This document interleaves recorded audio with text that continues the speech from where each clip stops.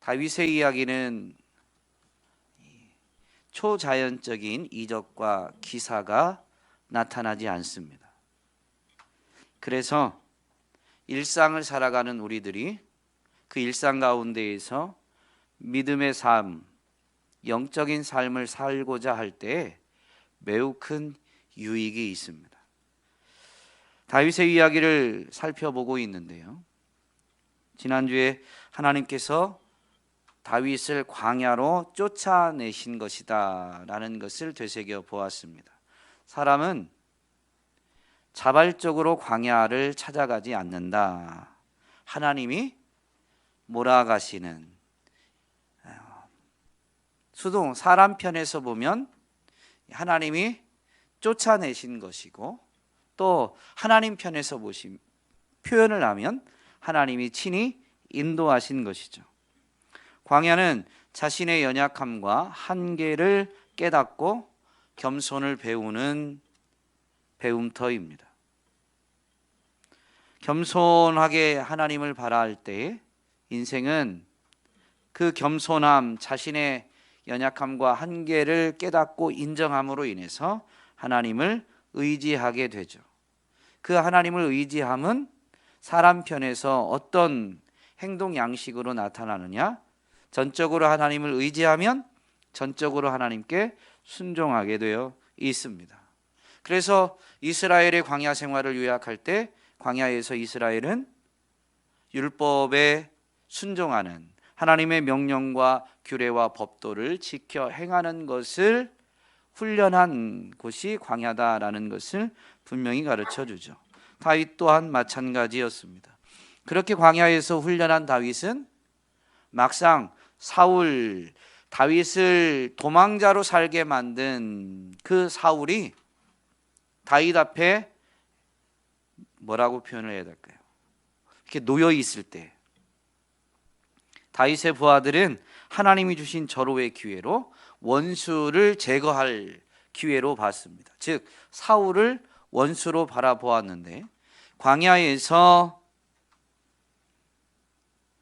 하나님께 인도함을 받아서 전적으로 하나님을 의지하는 삶을 훈련한 다윗은 사울을 바라볼 때 원수가 아니라 하나님의 시선으로 사울을 바라보게 되죠.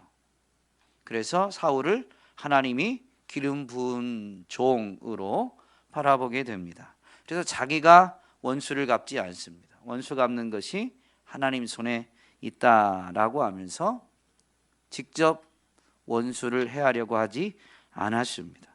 그런데 그런 다윗이 오늘 사무엘상 25장에 보면 위기를 맞게 됩니다. 이렇게 위기를 맞은 다윗을 하나님이 어떻게 보호하시고 또 다윗을 다윗으로 하나님 마음에 합한 사람으로 계속 이끌어 가시는가, 빚어 가시는가라는 부분을 살펴보고자 합니다.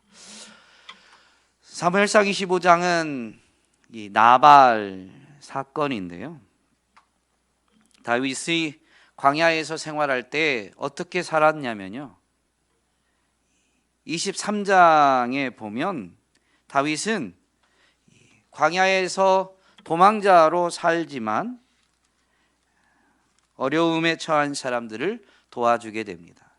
23장에 보면 그일라 사람들이 블레셋에게 침략을 당해가지고 어려움을 겪게 되는데요.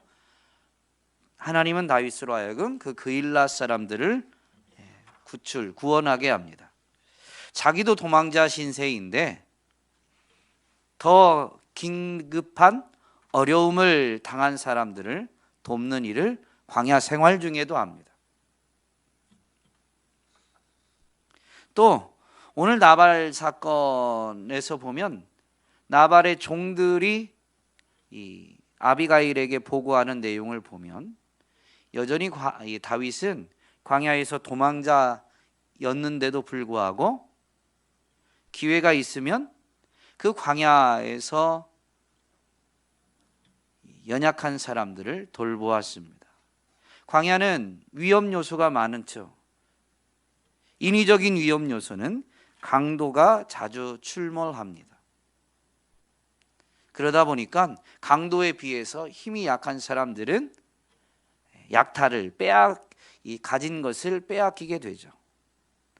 나발 같은 부자의 이 종들이 목축을 할 때에 그들 또한 이 강도들의 표적에서 제외되지 않습니다.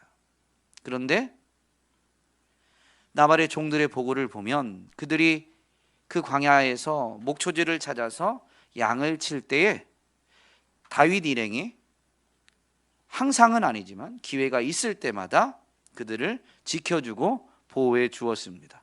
광야에서 도망자로 사는 다윗, 600명의 군인들, 다윗을 따르는 그 부하들이 있는데 광야에서 다윗은 약탈하면서 살아가지 않았어요. 그 많은 인원이 도망 다녀야 되면 어느 특정 지역에서 양을 치거나 농사를 할 수가 없죠. 그러면 단순히 사는 삶만을, 생존만을 위한다면 다윗의 무리들은 약탈을 일삼아야 돼요. 물론 블레셋이나 아말렉 족속을 약탈하는 경우가 있습니다마는 자기 백성 이스라엘은 결코 약탈하지 않았습니다. 그렇게 살아가는 다윗이 어느 날 이제 나발이 양의 털을 깎는다고 합니다. 목축업하는 사람에게 양의 털을 깎는 날은 농사하는 사람에게 비유하면 수확의 날입니다. 그러므로 이 날은 축제의 날입니다.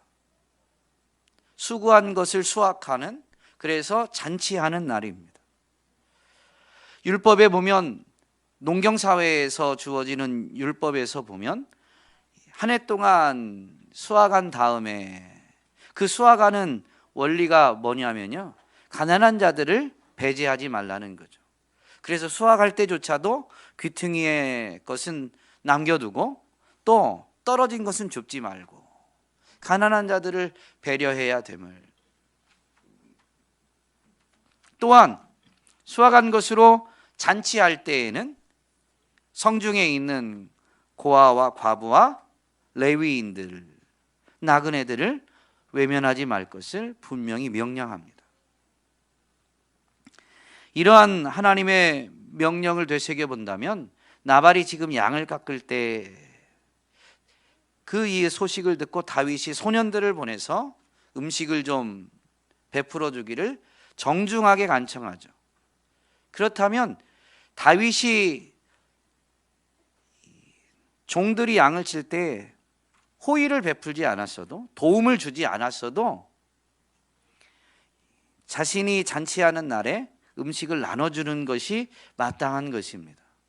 그런데 다윗은 더군다나 기간이 얼마나 되는지 모르지만 상당 기간 나발의 종들을 보호해주는 호의를 분명히 베풀었던 것이죠.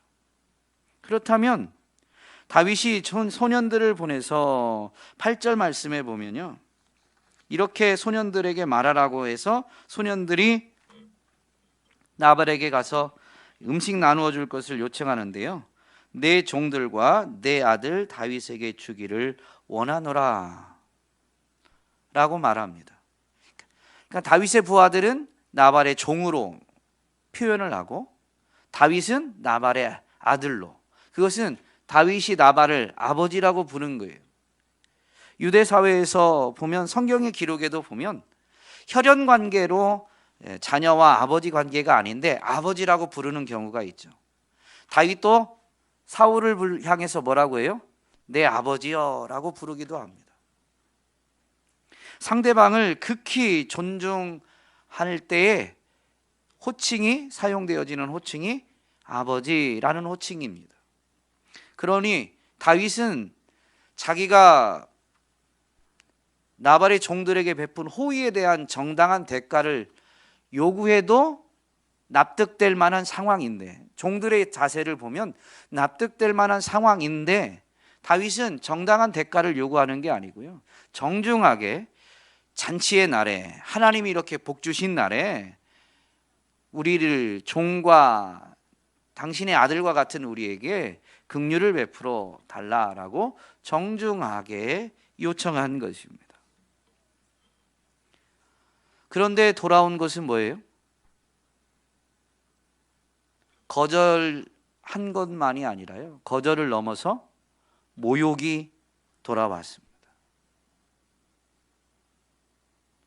그래서 다윗이 분노하게 돼요. 그리고 피해 보복을 다짐합니다.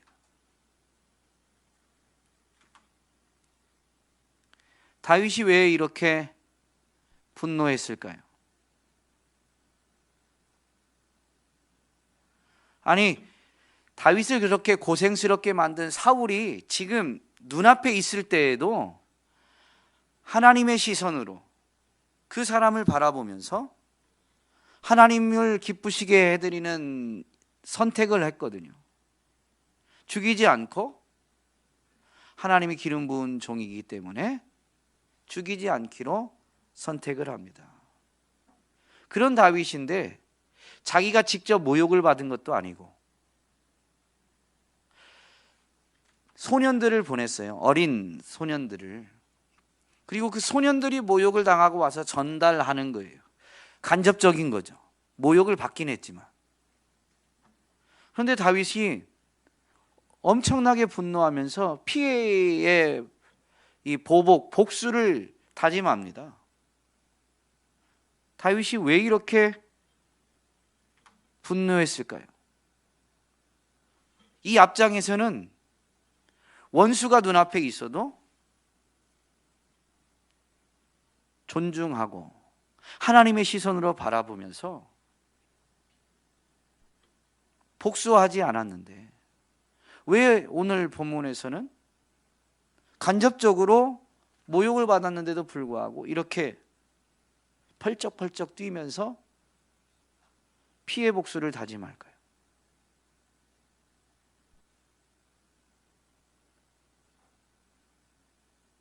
왜 그럴까요?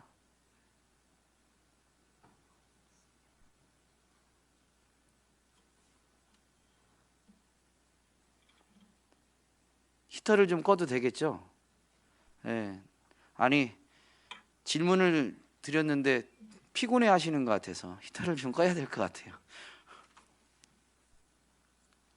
왜 그럴까요? 중요한 겁니다.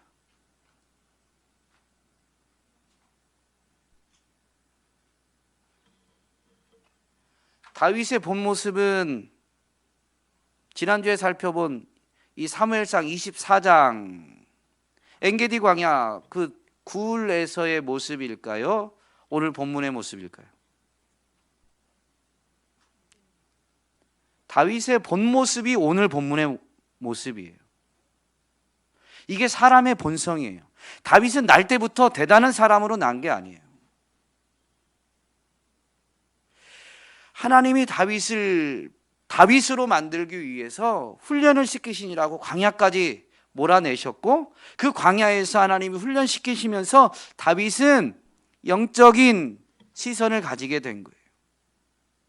하나님의 시선을 가지게 된 거지 본래의 다윗이 그런 게 아닙니다. 그러면 그렇게 훈련받은 사람이 왜 이렇게 한순간에 예전의 모습, 본래의 뭐라고 해야 될까요? 이 죄성을 가진 그 모습으로 이렇게 한순간에 떨어지게 됐을까요? 이유가 어디 있을까요?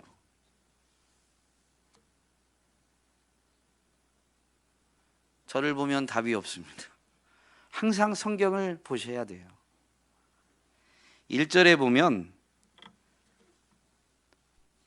이야기랑 좀 상관없는 듯한 기록이 하나 있죠.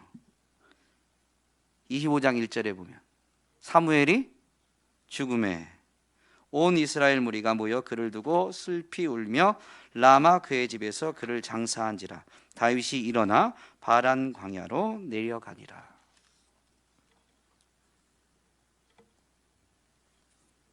사무엘이 죽었습니다. 사무엘의 죽음의 영향이라고 할 수 있죠. 당대의 영적 지도자였던 사무엘이 이제 죽게 되자 다윗에게도 분명히 영향이 끼친 겁니다.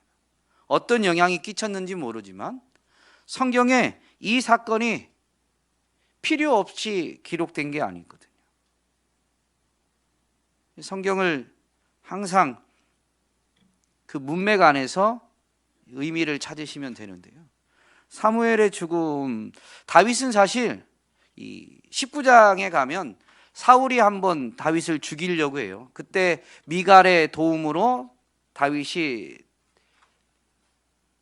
도피하게 되는데 그때 사무엘이 있던 라마로 갑니다. 사울이 다윗이 라마로 갔다라는 것을 알고 신하들을 부하들을 보내서 잡아오게 시키는데 라마에 오면 이 사무엘이 있는 그곳에 오면 사울에게 보냄받은 부하들이 갑자기 성령에 감동돼서 사울의 명령을 잊어버린 채 예언을 합니다. 예언을 하다가 돌아가요. 또 다른 종을 보내도 그러고 그러다 보니까 사울이 직접 왔어요.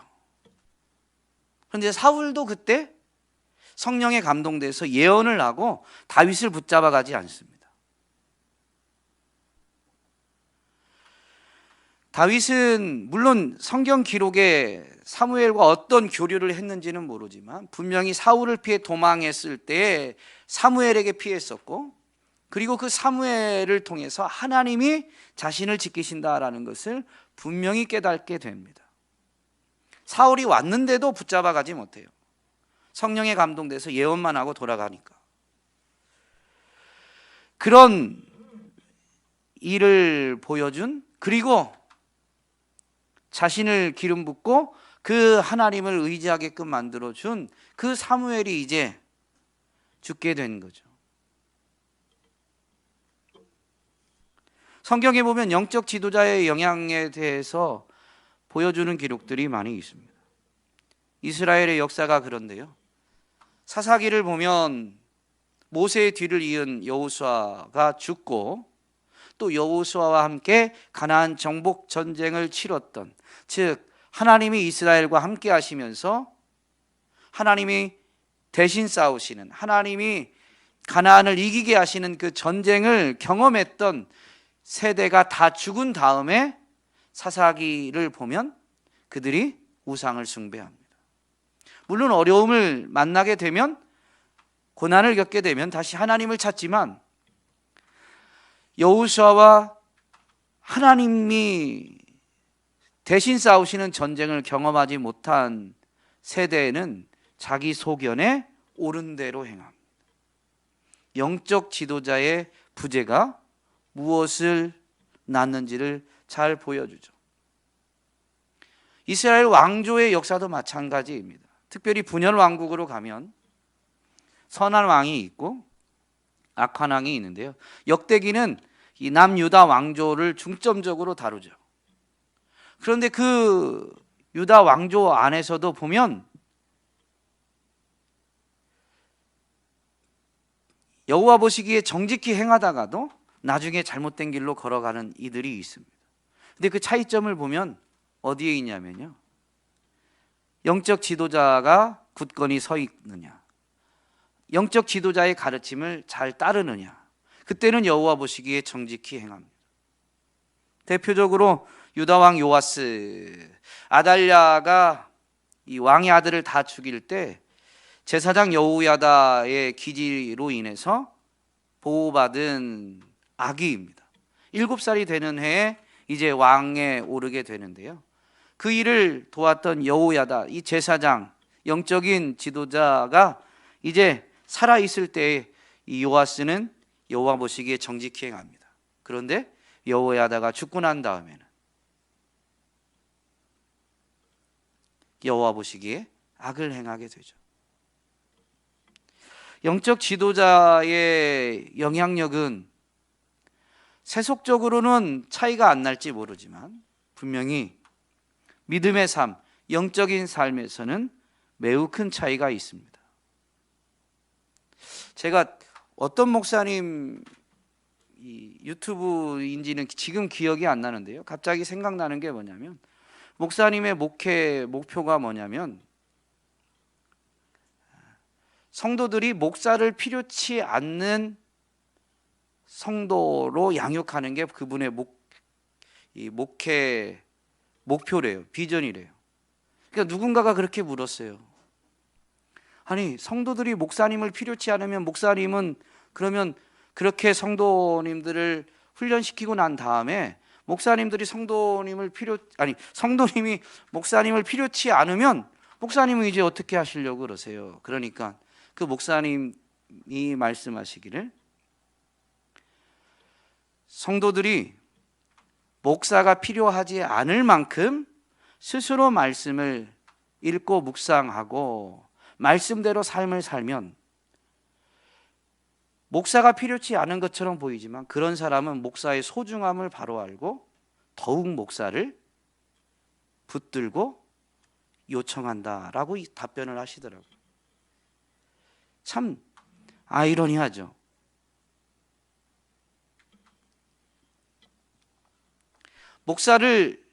목회자를 경히 여기는 사람들은요, 말씀을 잘 깨닫지 못합니다. 말씀을 깨닫는 사람일수록, 말씀을 자기가 하나님 앞에 기도하고 묵상하면서 깨닫는 사람일수록 오히려 목회자를 더욱 귀중히 여기고 그 목회자를 필요로 하고 목회자를 요청하게 됩니다. 다윗이 광야 생활 중에 사무엘의 죽음으로 인해서 물론 오늘 이렇게 분노하게 된 직접적인 계기는 나발의 모욕입니다. 더군다나 이 나발을 일컬어서 오늘 이야기가 시작되는 시작 부분에 보면 3절에 나발을 이렇게 묘사합니다. 그 사람의 이름은 나발이요 그의 아내의 이름은 아비가일이나 그 여자는 총명하고 용모가 아름다우나 남자는 완고하고 행실이 악하며 라고 되어 있습니다. 완고하고 행실이 악한 사람을 지혜서에서는 지혜를 가르치는 이 지혜의 관점에서는 어리석은 사람입니다. 즉 나발은 이름 그대로 어리석은 사람인 것이죠. 어리석은 사람이 모욕하는 말에 이렇게 감정이 요동치고 분노에 사로잡혀서 하나님의 시선은 잊어버립니다. 하나님을 의지하는 믿음도 잃어버립니다. 하나님께 모든 걸 맡기고 하나님께 피했던 그 믿음도 잃어버립니다. 여러분, 오늘 우리는 이 부분을 간과하면 안 돼요.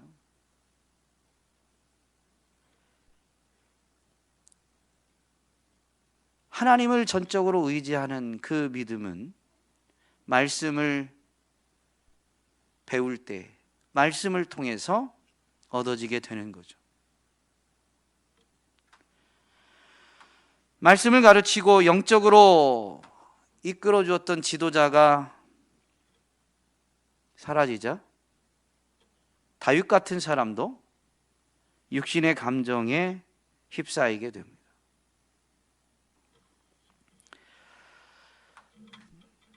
나발의 종 중에 하나가 나발이 다윗에게 한 것을 아비가일에게 빨리 가서 보고하게 됩니다. 아비가일은 방금 읽은 대로 총명하고 아름다운 여자다라고 묘사하고 있습니다. 지혜서의 관점으로 보면 지혜로운 자인 거죠. 신학적인 관점에서 보면 믿음이 있는 여자입니다. 아비가일이 보인 반응을 통해서 우리는 지혜가 무엇인지, 즉 믿음이 무엇인지를 분명히 알 수가 있습니다. 18절에 보면 종의 보고를 들은 이 아비가일은 급하게 다윗이 요청했던 음식을 준비합니다. 어떤 상황에서 올바른 반응을 신속하게 행한다라는 것이죠. 급한 상황에는 급하게 반응하는, 그러나 올바른 반응으로 행하는 것이 지혜이다라는 것을 분명히 보여줍니다. 그리고 나서 이제 음식을 가지고 다윗이 이제 나발의 집으로 가는 쪽으로 마중 나가게 됩니다. 23절에 보면 이제 다윗을 만나게 되는데요. 다윗을 보고 아비가일이 어떻게 하느냐, 나귀에서 내려 다윗 앞에 엎드려 그의 얼굴을 땅에 대니라. 엄밀히 말하면 나발과 같은 관점에서 본다면 다윗은 대단한 사람이 아닙니다. 사울 왕에게 쫓겨다니는 도망자에 불과합니다. 그런데 지혜로운 여인은, 즉 믿음의 사람은 현재의 상황을 보고 사람을 바라보지 않습니다. 다윗을 만나자 말에서 내리고 엎드리죠. 자기 자신을 낮춘 겁니다. 그리고 다윗을 높이죠.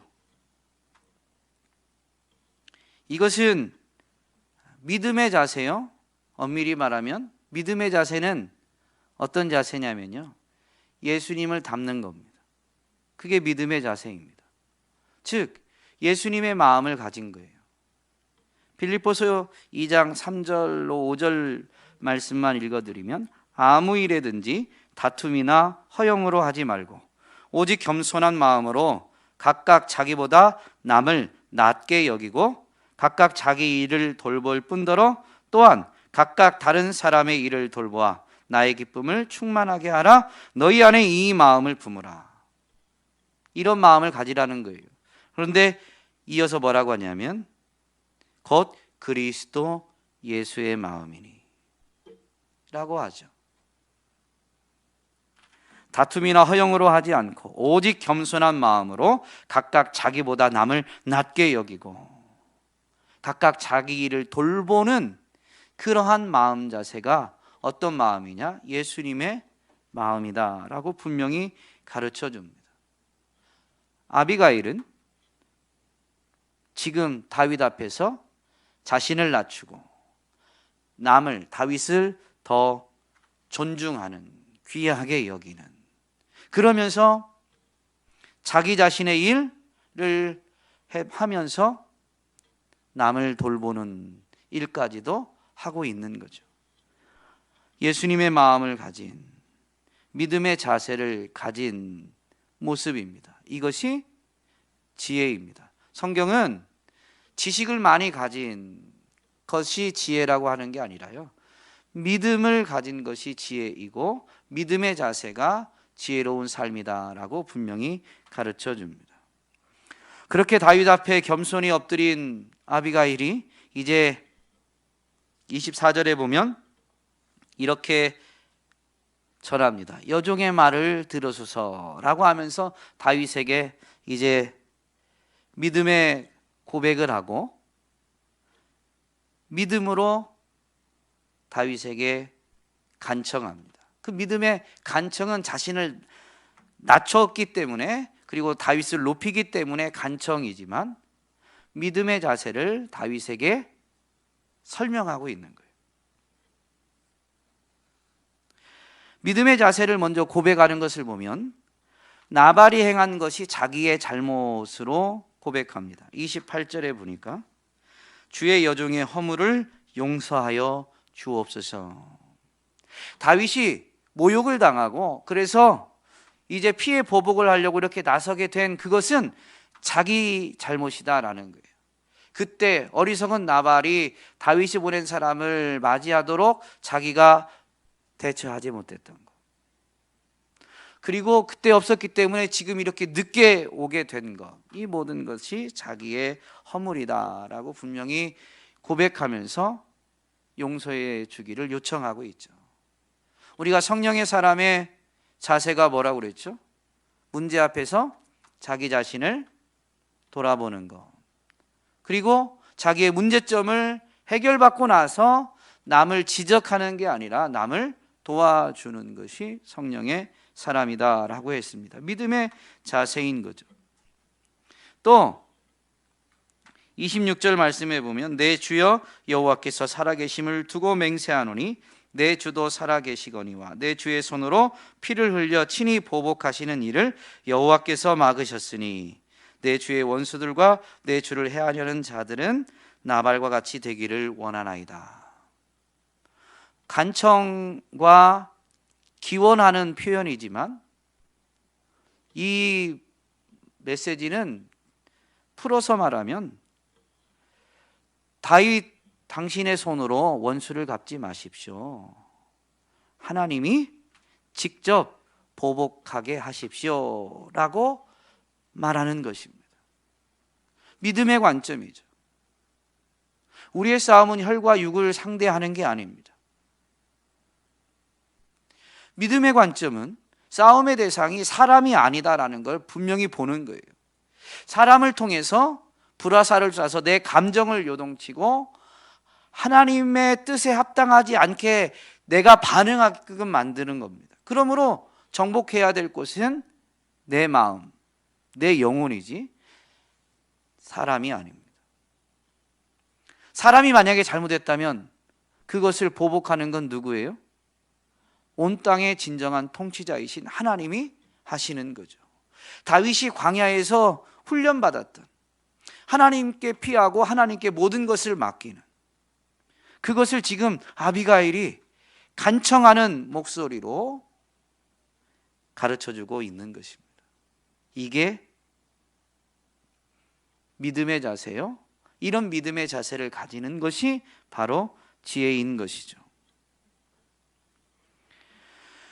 아비가일은 또한 다윗을 자신이 낮은 자이지만 다윗을 축복합니다. 낮은 자인데 어떻게 축복하느냐? 하나님의 말씀, 하나님의 약속을 붙들고 축복하는 겁니다. 원래는 축복은 높은 자가 낮은 자에게 빌어주는 거죠.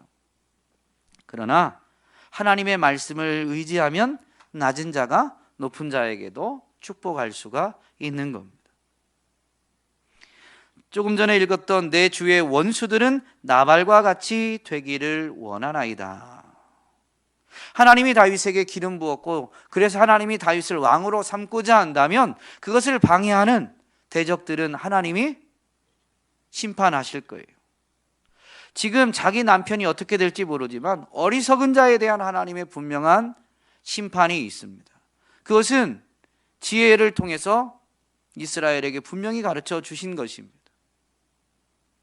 그래서 나발은 바로 이 하나님의 약속의 말씀을 근거해서 이런 복을 다윗에게 빌고 있는 거죠. 28절로 30절 말씀 또한 축복하는 겁니다. 여호와께서 주를 위하여 든든한 집을 세우실 것입니다. 내 주의 생명은 여호와와 함께 생명 싸개 속에 쌓여 있을 것입니다. 즉 하나님이 다윗에게 기름 부었으니 다윗을 하나님이 지키실 것이다 라는 분명한 선언입니다. 다윗에게 다윗에게 기름을 부으셨으니 그 하나님이 다윗을 이스라엘의 주권자로 분명히 삼으실 거예요. 하나님이 하시는 거예요. 그래서 다윗의 집이 견고히 서게 될 것이다 라고 도망자 신세인 다윗에게 약속의 말씀을 빌어서 축복하고 있는 것이죠. 이게 믿음의 자세입니다. 현실을 보는 게 아니라 약속의 말씀을 붙들고 말씀이 그대로 이루어지게 될 것입니다 라고 말하는 것. 이게 바로 믿음의 자세인 것이죠.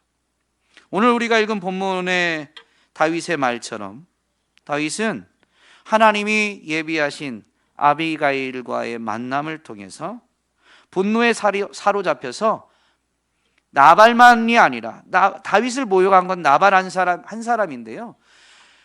그 나발의 모욕 때문에 분노에 사로잡히니까 다윗이 어떻게 해요? 나발의 집안의 모든 남자를 다 죽이려고 했어요. 합당한 게 아니죠.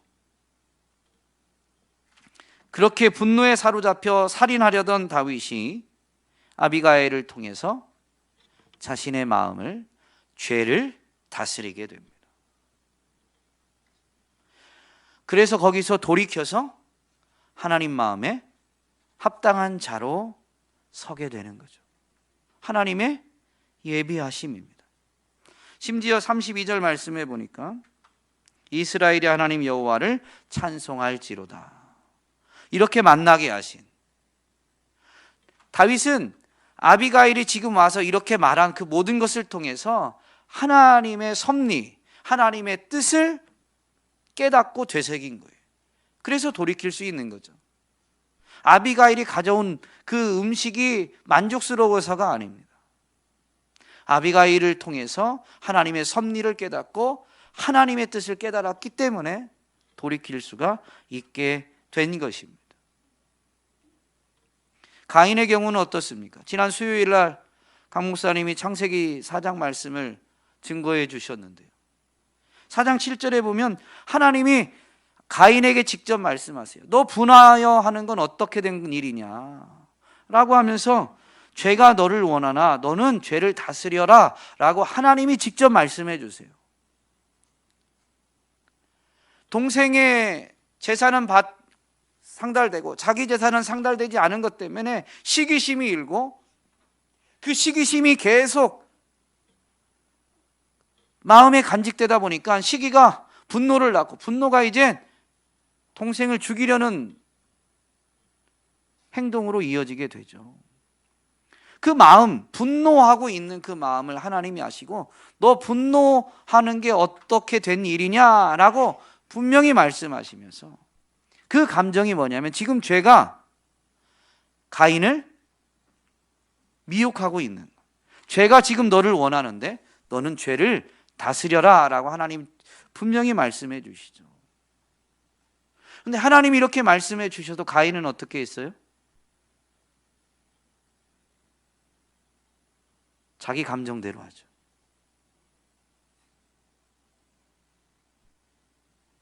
여러분, 사람의 행동은 결국엔 자기 결정입니다. 다윗의 위대함은요, 본성이 대단한 게 아니라요, 이렇게 하나님이 인도하시고 가르쳐 주시고. 그런데 여러분, 다윗의 이야기가 우리에게 은혜가 되는 건 뭐냐면요, 아까도 말씀드렸지만 초자연적인 이적과 기사로 하나님이 역사하신 게 아니에요. 우리의 일상에서 일어나는 일처럼 사람을 보내서 광야로 몰아가서, 그냥 어떻게 보면 사람에게 쫓겨서 광야란 곳에 간 거예요. 우리의 삶에서 얼마든지 일어나는 우리의 보통 사람들의 일상과도 같은, 누군가와의 갈등 때문에 회피해서, 또는 누군가의 갈등 때문에 너무 곤고해서 혼자만, 누구에게 말도 못하고 혼자 골방과 같은 곳에 울어야 되는 상황. 그런데 그 상황에서 하나님이 그 울음의 끝에서 자기 자신의 모습을 보고 함께 하시는 하나님을 발견하게 해주시는 것처럼, 다윗도 그렇게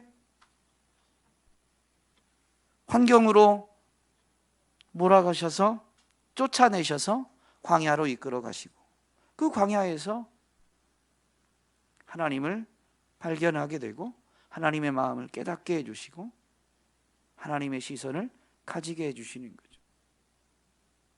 오늘 우리 삶에도 아비가일과 같은 사람을 만난 경우가 분명히 있습니다.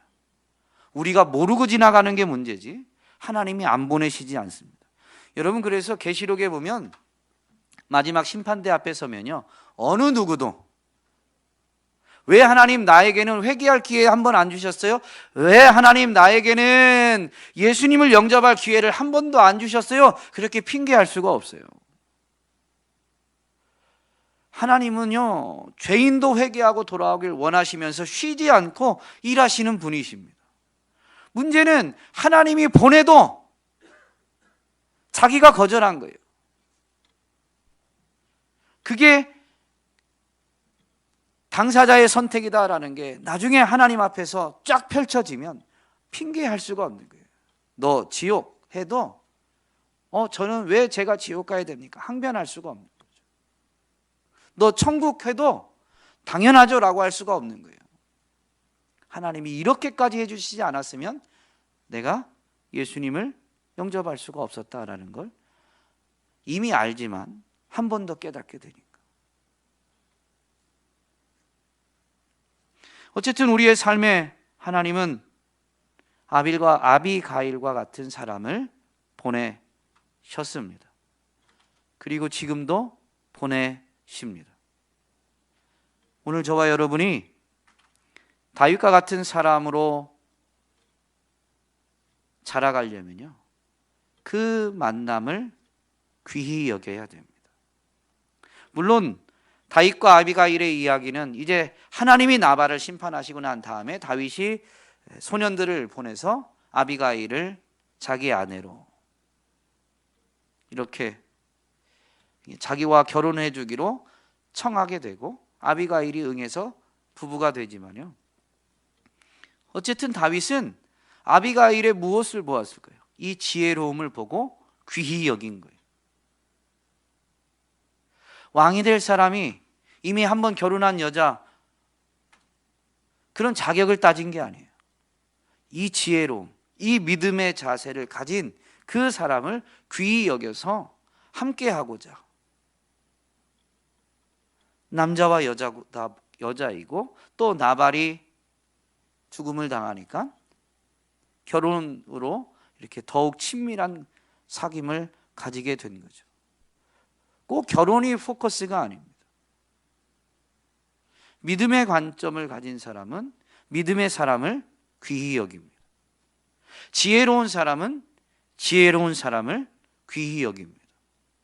그러면서 그 사람들과의 관계를 더욱 돈독히 하고 사귐을 통해서 철이 철을 날카롭게 하듯이 지혜로운 사람이 지혜로운 사람을 찾으면서 더욱 지혜로운, 믿음의 사람이 믿음의 사람을 만나면서 사귀면서 더욱 믿음으로 굳게 서는 은혜를 누리게 되는 거죠. 그래서 다윗이 다윗으로 자라갈 수가 있게 되는 것입니다. 오늘 저와 여러분이 다윗과 같은 하나님의 섭리를 발견하고 하나님이 주신 만남을 귀하게 여기면서 믿음으로 나아가는, 믿음으로 말미암아 더욱 믿음으로 나아가는 저와 여러분이 될 수 있기를. 그러면서 또 다른 누군가에게는 우리가 다윗에게 아비가일처럼 우리가 누군가에게는 귀한 믿음의 사람으로 가르침을 전하여 주고 도움을 주고 섬기면서 그 사람이 더욱 온전한 믿음의 사람으로 자라가는데 쓰임받는 아비가일과 같이 누군가에게 받아들여지는 그런 복된 사람이 되시기를 주님의 이름으로 축복합니다.